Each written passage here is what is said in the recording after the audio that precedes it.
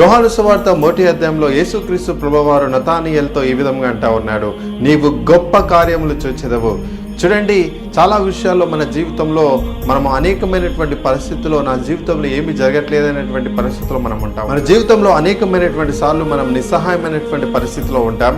నిస్సహాయమైనటువంటి పరిస్థితిలో ఉండి మనం కుంగిపోతూ ఉంటాం. ఆ యొక్క పరిస్థితులను ఆలోచిస్తూ మనం దేవునికి దూరం అవుతూ ఉంటాం.